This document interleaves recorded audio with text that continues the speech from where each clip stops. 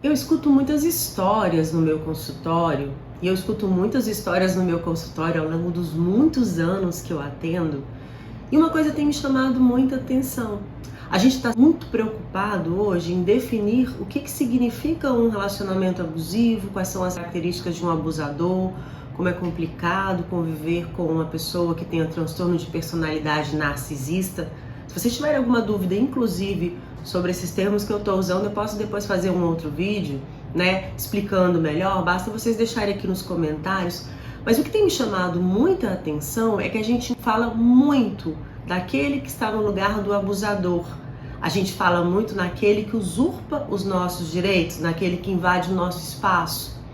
E eu começo a me perguntar o que acontece num relacionamento tóxico quando a minha autoestima está bem assegurada, quando eu tenho confiança em mim mesmo, quando eu não preciso que o outro me diga quem eu sou, quando não é o outro que faz com que eu me sinta bonita. E eu não estou dizendo aqui, gente, que o outro não seja importante.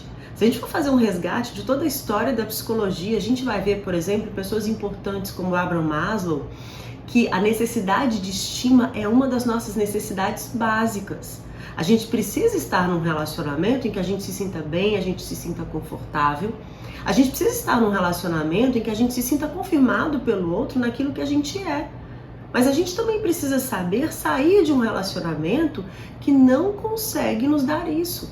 Eu não preciso passar o resto da minha vida num relacionamento, seja ele um relacionamento de amizade. Existem sim amizades que são tóxicas, que não são saudáveis.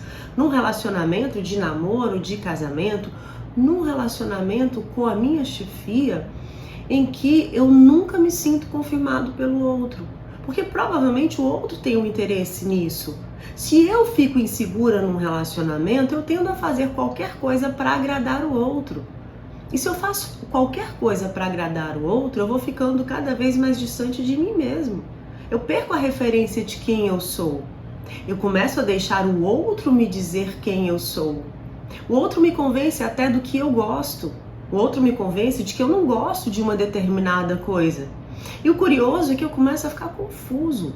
Antes eu parecia saber o que eu gostava, o que eu não gostava, e de repente eu começo a duvidar de coisas simples. Eu começo a me perguntar coisas básicas sobre mim mesmo. Então, qual é o segredo? O segredo é desejar que o outro mude? Ou o segredo é eu fortalecer a minha autoestima? Até mesmo como uma forma de eu me perguntar se o outro tem razão em algumas coisas que ele está me dizendo. William James, que é considerado o pai da psicologia moderna, ele já falava sobre a importância da autoestima. E o William James, ele fala muito da importância de que a gente conheça a nós mesmos, para que a gente possa exercer a nossa vontade.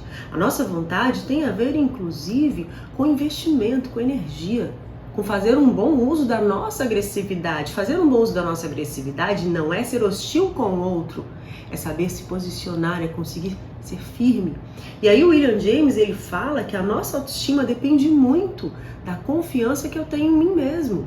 Se eu tenho confiança em mim mesmo, se eu me conheço, se eu sei do meu potencial, dificilmente o outro vai me convencer do contrário.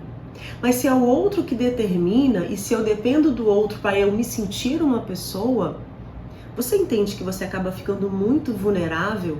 E se você pega uma pessoa muito legal, perfeito, mas você continua vulnerável. Mas se você pega uma pessoa que não é legal, se você pega uma pessoa que não está bem, se você pega uma pessoa que não faz bom uso do poder que você está investindo nela. Então, assim, o que eu preciso? Eu preciso pegar o meu poder de volta. Eu preciso trabalhar aquilo que eu sei sobre mim. Eu preciso desenvolver melhor a relação comigo mesmo. Eu preciso, inclusive, poder ficar com quem eu quero, mas eu preciso dar conta de ficar comigo mesmo. Eu preciso responder a questões básicas sobre mim mesmo. Toda vez que eu falo sobre isso, eu me lembro muito bem, quem é mais antigo vai lembrar, de um grupo de comédia inglês chamado Monty Python.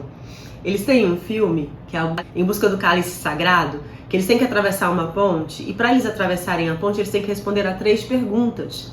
2 perguntas são extremamente complexas e eu não me lembro agora, mas uma delas é: qual é a sua cor preferida? Curiosamente, tem uma das pessoas que ao atravessar a ponte erra essa pergunta. Ele vai atravessando a ponte: qual é a sua cor preferida? Azul. Não, verde. E aí ele cai.